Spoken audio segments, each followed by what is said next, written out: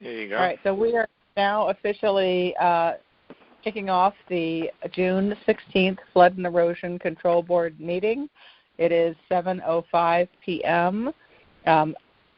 At present are Becky Bunnell. Everyone go around to say your name. Becky Bunnell, Chair. I'm Dick Mahusky. I'm here. Don Lamberti, I'm here. And Prue. And Prue's here. Okay. Okay, so based goodness. on that, we actually have a quorum, so let's continue the meeting.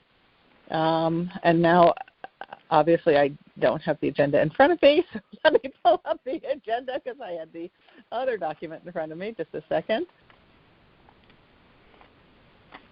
Let the record reflect that the chairman is out of control. Yeah. Second the motion, right? No. Oh, man. I believe we're going to do minutes. I'm going to guess we're going to do minutes. So, yes, first item on call, approval of the May 19th draft minutes. Did everyone get a chance to review them, and are there any comments? Yeah, it looked good to me. I have no complaints. Yeah, I'm fine with them. The only comment I would make, or two comments I would make, one is that item 1 on call, approval of 317 draft minutes. Then the first line suggests Don Lamberti suggested to amend the sentence in item 1 to read. Should that not be item 2? Because item 1 is just approval of the previous month's minutes. No, that was item 1 on those minutes, right? It was item 1 on the minutes from 3/17/20. Yeah, but the minutes from 3/17/20, item 1 was approval of the minutes from February, whatever. The previous month, yeah. Right, but item 1 is the minutes. So basically what I think Prue is saying is that item 1 is approval of the minutes, and we're saying that now it would read, the idea would be to sit down with the town and deep and agree to a heightened appropriate jurisdiction. Right. So I changed that on the actual minutes before I submitted them as final minutes from 3/17. So a sentence in item 1, and item 1 is the minutes. So a sentence in the minutes to read. Right? I don't have that with me, so. Let me see if I can find item them. 1 is always, item 1, to your point, Dick, is the draft minutes. So we're saying we're amending a sentence in item 1, which is the draft minutes, to read and then quotes. What we maybe could have done is said, in item 1, the draft minutes, paragraph 2, this. Well, wait. The draft minutes of March 17th. Okay. The draft minutes of March 17th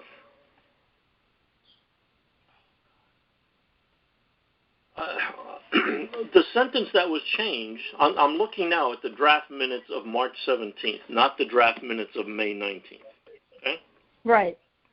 Approval of the 317 draft minutes. Item 2 on the 317 draft minutes are where that sentence appears. Oh, okay. Sorry about that then. That was my mistake. So, okay. Because item 1 is always approval of the minutes. And if you're talking about things to be changed in the minutes, it would be on some subsequent reported item. Okay. Right. Sounds good. I will change it. And then my other comment, and we had talked a little bit before Don got on about the town clerk not distinguishing between draft minutes and final minutes. If on the final minutes you were to include somewhere as approved by the FECB on whatever, like for these minutes to be approved on 6/16/20. Mm-hmm. Just so that it specifically says when they changed from a draft minutes to approved minutes. Wait, that makes sense. I'm confused about that. Okay, so I'm sorry. These minutes, draft minutes for May 19th, has a heading of draft. Okay? Yes. And then it goes down respectfully at the end. Respectfully submitted, Prue O'Brien, reporting secretary. Minutes approved at the 6/16 meeting of the FECB, or these minutes approved at the 6/16 meeting of the FECB. So where do you want me to put that under reporting secretary, or where you want me to put it where it says draft and cross out, like get rid of draft minutes and put minutes approved at? That would work. That way it's right up front. Yep. Okay. Makes a lot of sense to me. Okay. Okay. Any other comments on the May minutes? No, I think it's fine. Oh. I get a proposal to approve them. Okay, I recommend All right, the so I make a motion that the minutes for May 19th be approved with the 2 changes that have just been discussed. Okay, second the motion. Yeah, second All it. in favor? Aye. All in favor? Aye. Aye. Okay. All right. So let's move on to item 2 on call, which is a review of the Flood and Erosion Control Board Master Plan. The only update I have is actually something that Dick, thank you very much, Dick, for, sent out, which is apparently the Board of Selectmen and I believe the RTM, I don't know if the RTM had to approve it, but the Board of Selectmen. No, they do not, because it is a budgeted item. It's not new money. So it's approved by the Board of Selectmen. This goes back to transparency in governance, where there was this big brouhaha about, well, who sees the contract, who signed the contract for that, who approved it, with all the fill pile stuff. So now this is the purchasing authority coming back to the Board of Selectmen with the sponsor of the project saying, hey, bosses, we got this all under control. Look, we got the right thing. The money's budgeted, and so forth. And in this case, Jim Baldwin said, well, I don't really like Malone and McBroom's terms and conditions. So we need to negotiate that with them. And Bill Hurd, I guess Baldwin had spoken with them, or Bill Hurd talked with Jim Neriak. And Malone and McBroom agreed, whatever you want. Tell us what you want. If it's not ridiculously objectionable to us, we'll go along with you. So they expect those terms and conditions to be modified a bit so that they will be totally acceptable to the town. Mm-hmm. So that's all budgeted. There's $320,000 actually budgeted. This is for $304,000. So this still leaves some money in the budgeted bucket to do things like permit costs and whatever else might come up, incidental expenses. And proof for the minutes, just FYI, this we're referring to the Rooster River patch basins. Yeah. Yeah, right. You know why? Because I do the Board of Selectmen minutes. There you go. You know. Yeah, I was at the meeting yesterday, or on the call. Okay, so I think, to my knowledge, that's the only update that I have gotten in terms of our project list. That would impact our updates. Yeah, I had one of these days I'm going to get ahead of my to-do list. I was talking with Brian Carey a number of weeks ago, and geez, it might have even been before our last meeting. It's so long ago. But I was talking with him, and one of the topics that I wanted to ask him about was, where do we stand with FEMA Washington responding to our please give us the money, we did do the right thing, and all this baloney that's been going on. And this is with regard to the Penfield Pavilion job. Right. Mm-hmm. Yeah. And FEMA Washington was referred the case by FEMA New England, and I'm pretty sure their 90-day or 120-day, whatever statutory limit they had on their time for thinking about this and reaching a decision, I believe that has been exhausted, but maybe this COVID crap has extended their statutory deadlines for things. And I meant to ask Brian what he thought, what that situation was. Our call got interrupted because the boss was calling him. I never tagged back with him to see what the status of that is. So that's one thing that I think the town is owed a response, so we know whether we're going to have to bite the bullet for the money or we will in fact get some. Well, wasn't Laura Pooley kind of negative on the whole thing? She thought it would be turned down. Yes, I think that's the general consensus, is that FEMA's not going to do us any favors. Right. For whatever reason. We need the formal yes, go, no, go. We just need the formal recommendation. Yeah. So let's, Dick, could you take as an action? Yeah, item I will find out what's going on with that. When I do, I will just send an email around to that status. Sounds good. Okay. And then I'd like to add 2 additional things to our project list. And Dick, I'm not sure where we want to put these. These are kind of short-term projects, if you will. But one of the things that I think I mentioned on the last call, but that I had a follow-up conversation with Emmeline to talk about how can we as a flood and erosion control board and a town zoning commission and zoning department work better with both DEEP and FEMA to address what I'm going to call site-specific issues. And the site-specific issue we brought up in the last call was I think it was 1492 or whatever it was next to the Tom Mason property. And then there was another one where they are taking the elevation down by about 1.5 feet, and that's impacting neighboring property. So Emmeline agreed that we should probably have a conversation about how do we address these kinds of things. So I'd like to put it on our project list as a specific action item so that we track it and follow up.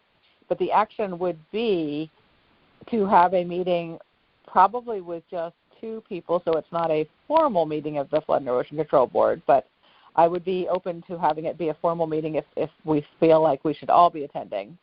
But I would suggest that we have just 2 people with Emmeline and Jim Wentz and maybe the head of the Planning and Zoning Commission set up a meeting and just have a dialogue about what it is that we believe is impacting our neighborhood in a negative way. And Emmeline is open to having that conversation, and I just need to set it up. So my question to this group is, should we have it be a formal flood and erosion control board meeting with all of us there, or should we just have 2 of us, in which case it is a informational meeting, which we would then report back to the flood and erosion control board?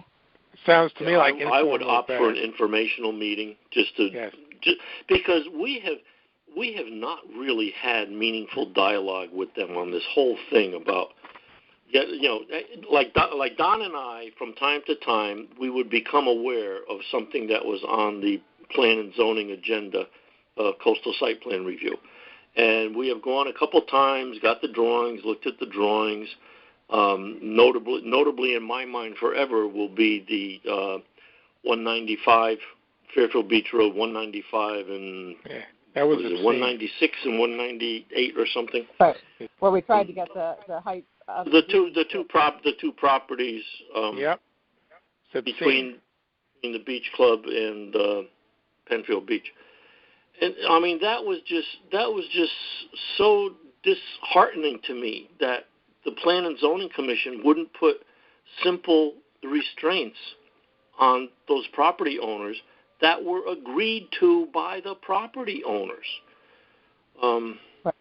That's just very sad. So, to the point about getting the chairman of the P&Z Commission involved, I think that's necessary. I wonder if maybe we want to just talk with staff first and ask them how to appropriately get the commission involved in this, because there's a whole level of interplay between I'm going to say Bill Kenny. Bill Kenny does a number of coastal site plans for people in town, and his first step is to send them in an email up to Crystal and say, hey, Crystal, what do you think of this? And then he goes and he makes the application and includes a copy of Crystal's email to Joe Bankowski, and it's like upside down, backwards, and different every time.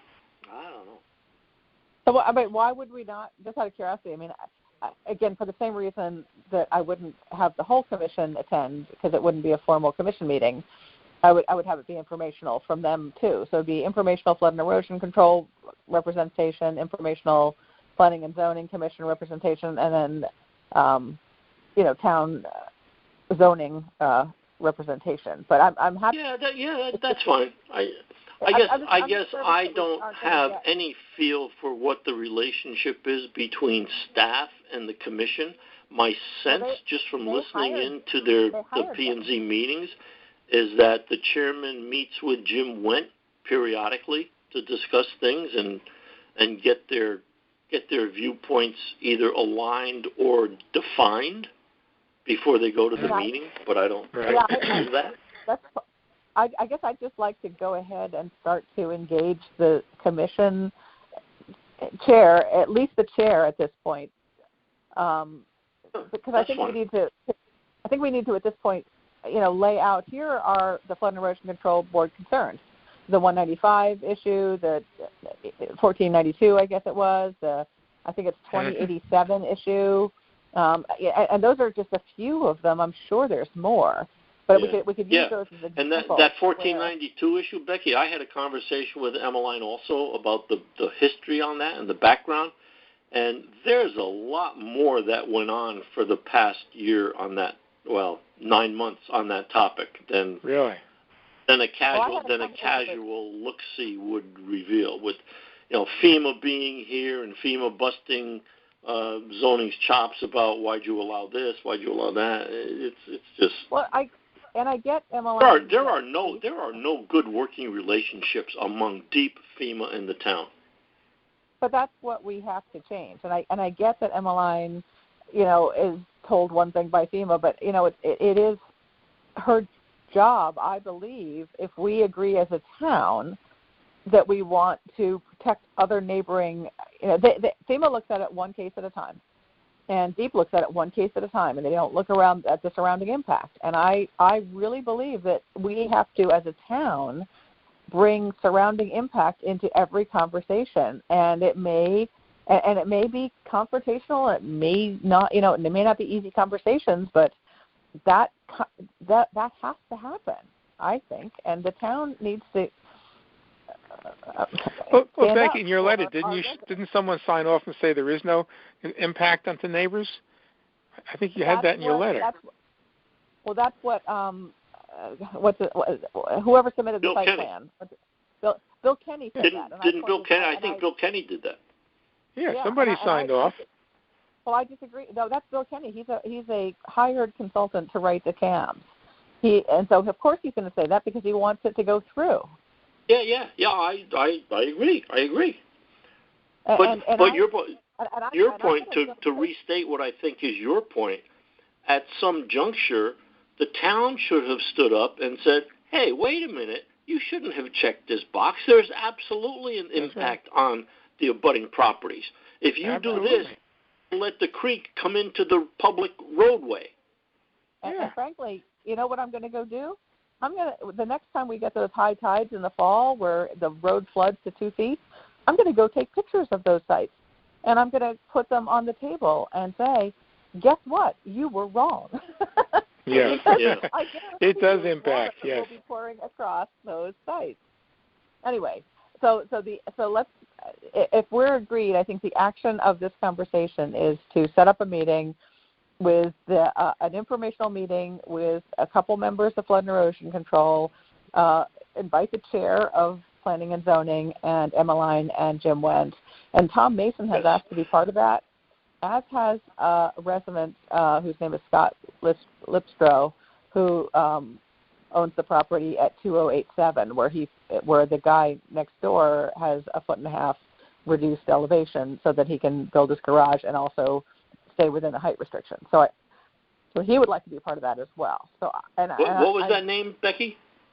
Scott Lipstrow. Say again. Scott Lipstrow. He has the property at 2. Lipsco. Stro. STR. Let me make sure I have it spelled correctly. If it's going to be in the minutes.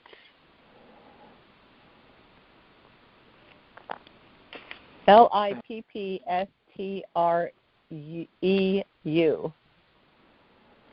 And what number is that? So that's 2087 is the house that he owns. Right. And his concern is the property to the right is 1.5 foot lower, they dug out 1.5 feet of elevation. And did he get permission to do that? They were told, according to Scott, they did that so that they could both have a garage area under the house and stay within the height restrictions. And that was the only way that they were allowed to do that, is if they dug their elevation down. Which is and crazy. Somebody allowed them to do that. They were told they had to. If they wanted to stay, if they wanted to add a third, the issue is all these houses on the beach want a third story or a 3/4 story, whatever it is, and there's a height restriction. And so if they had the garage height that is a standard garage height, they would have been over the height restriction. So they went down 1.5 feet so that they could stay within the height restriction, which is crazy and stupid, and it should never be allowed. Well, around here, like in French Street, when you build a house, you have to have a surveyor show you the land elevations before you start, and it has to be the same afterward. You can't change it. How do they get permission for that? I don't know that that's true. No, you can't go up. You can't add elevation. There's no thing that says you can't take elevation down, which is stupid. There should be. Really? Yeah, there should be a rule you can't take elevation down. Why would you want to have a lower elevation so that more water can flow across the street and dump sand into the creek? Why would you want that? Makes no sense. No. So I think people are doing things for the wrong reasons, and we as a town need to step in and put some regulation. So anyway, I think the action, as I said before, is for us to have an informational meeting, Flood and Erosion Control Board, Planning and Zoning Commission, and the Town Zoning Department. And I will plan to set that up within the next several weeks. Now, procedurally, I would suggest that should be a face-to-face meeting, not a teleconference meeting. I don't know if people will feel comfortable, but I'll be happy to suggest that. Because I don't know, it's more difficult for me to follow and engage in a teleconference meeting than sitting around a large table with a mask on. I agree. think it would be a Zoom meeting. I mean, we could do it as a Zoom meeting, so at least we could see each other. Would that be more comfortable in case people say no to? That's my personal opinion, and I think for as long as we've been trying to set up a damn meeting, any way we get a meeting will be good. Mm-hmm. And I think the other person I would add, by the way, is Laura Pooley and or Bill Hurley, but probably Laura Pooley. I think Laura has a better handle on the rules and regs and stuff than Bill does. Yeah, so I would probably have her boots are on the ground more frequently with these topics than Bill's are. Yeah. Mhm. Okay, so that let's. I don't think we need a motion on that necessarily, but I'll take that as an action item. And then the second action item that I wanted to add to our project list is the bulkhead discussion, which I think can be in the same meeting if we want it to. But I would like to go back and recommend a bulkhead review that we as a town approve an ordinance that says that the bulkheads go back to the 8 foot, which is now 7 foot in NAV 88, plus sea level rise of 20 inches, and that becomes the lowest potential bulkhead that we would allow to be built going forward. And I'd like that to be an ordinance that gets approved in the Planning and Zoning Commission. So that would have to be done in agreement with DEEP, so that this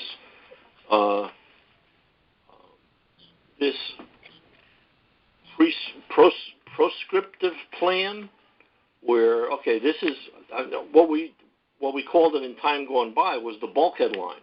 Like there was a drawing that did the whole creek along Fairfield Beach Road Peninsula. They did the whole creek, and it showed a path for the bulkhead. And it said the top of the bulkhead will be at, and I'm making up the number, 10 feet.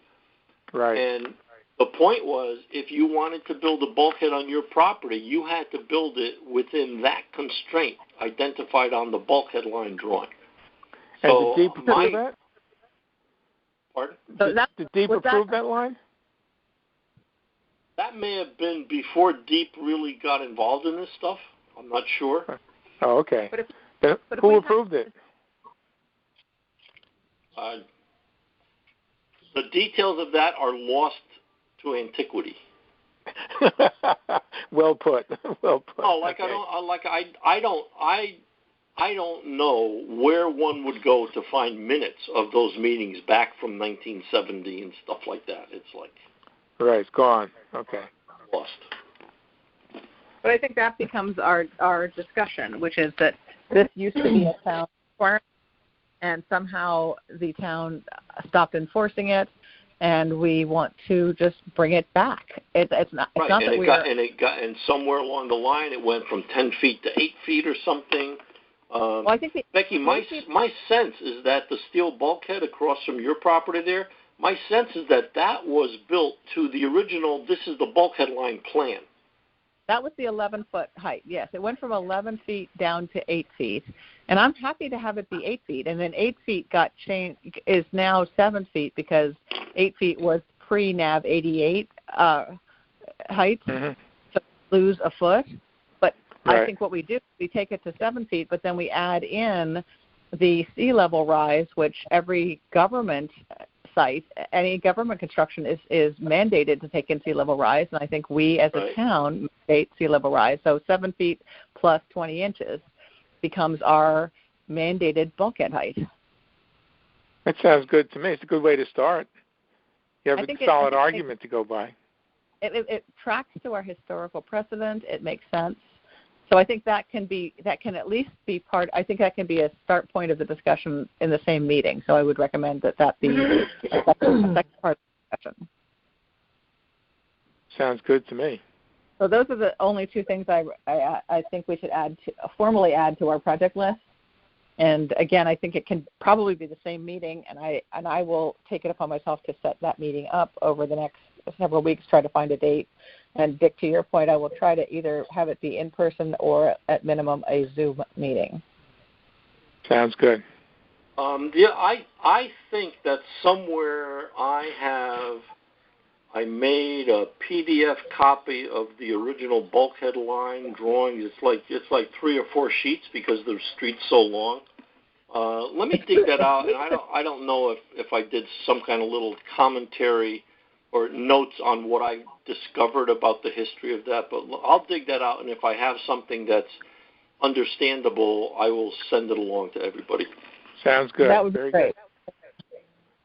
All right, so that finishes item 2 on call, unless anyone else has any other updates on our master plan. Yeah, I have an update on the wastewater treatment plant.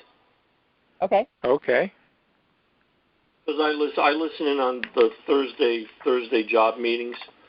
The big and this annoys me on many personal levels. So Helical is the subcontractor who's actually putting the corrugated sheet piles in the ground.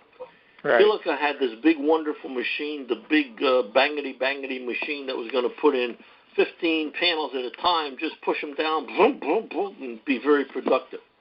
Right. So they started using that, and they put in a couple piles, and the state crane department inspector shows up. He says, "Oh, that's a nice big banga machine you got there. Where's your operator certificate?" So the crane operator says, "Here's my license to operate a crane." And the state guy says, "Oh no, that's not for this crane. That's for a regular crane. You need a special license for this crane." So there's like 3 people in the whole state of Connecticut who have this special license for this class of machine. And I asked Laura Pooley, and these 3 people are members of the Crane Operators Union or whatever the union is. And it's like, okay, Helical says, "Hey, can one of these guys come work for me?"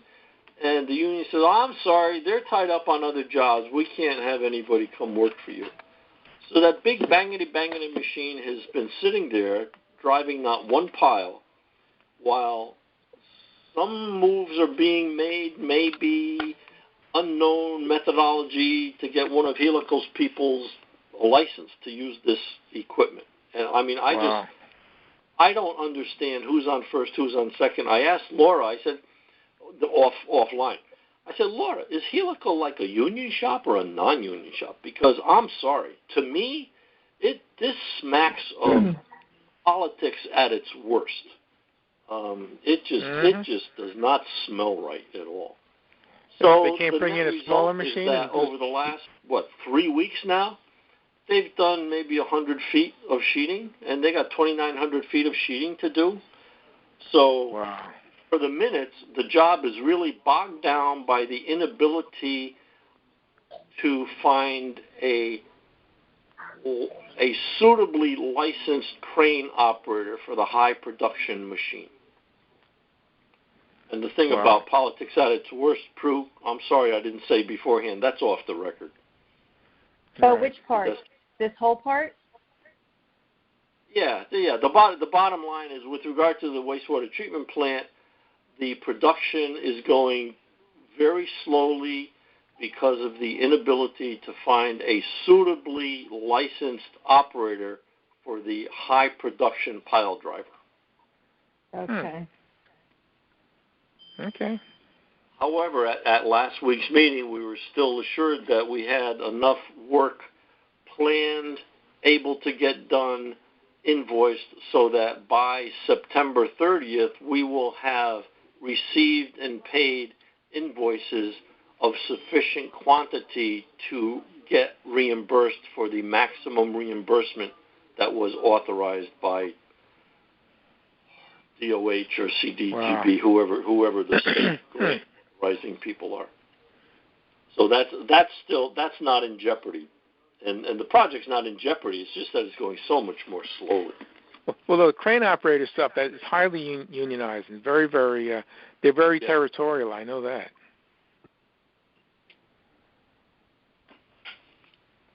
Wow. So that's the update on that. Okay. Very good. That's frustrating. Believe me, it's frustrating to Holzner. It's like, God, all dressed up and nowhere to go. And then the other thing that's happening on that job is we're our worst enemy, because now we super sample everything, every scoop of dirt. You take a sample and send it to the lab. So when they're digging out some of the soils there, they got to stockpile them here, they got to test them there, and if they're okay, they can put them here. The objective is we're trying to utilize the material we dig out to help build some of the berm and reuse it back on site, instead of saying, oh, this is some hazardous soil that has to go to a certified landfill somewhere.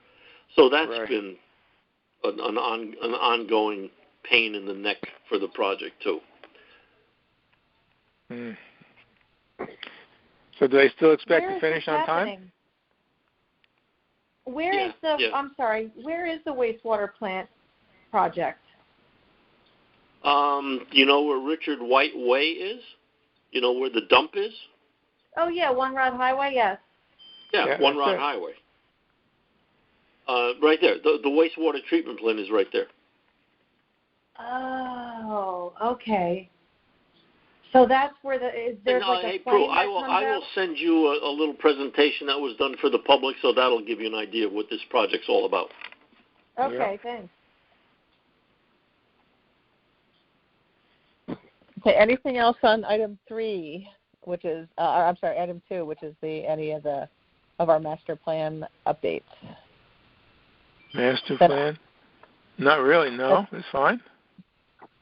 Then I would propose that we defer item 3 on call, which is the charter revisions, till next meeting. But I think there is an action item that I'd like listed in the minutes, which is that all flood and erosion control board members, to please review Peter Wiswell's proposal and feed in comments within the next 2 weeks, so that Peter can make a revised proposal for the July meeting. Not concerning with not the content it was, but what about what's the process of getting this thing approved? If we want to get charter revision or something, what kind of process do we have to go through? So we approve it as a board. We approve a proposed language that would be the revised charter language as a board. We then take that to the Board of Selectmen as a recommendation. If they approve it, then I think that might be enough to change the charter. No, it needs RTM, Becky. Needs RTM? Okay, then it would. Yes, it definitely needs RTM. It doesn't need, and I don't know if something that might have a financial implication needs the Board of Finance approval. I'm not sure of that. Really?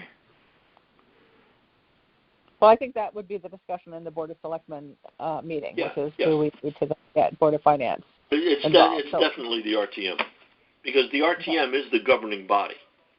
Right. Okay. So there are several steps, but the first step is for us to approve language that we would propose to change the current charter language to this new charter language, and that's what Peter is presumably writing.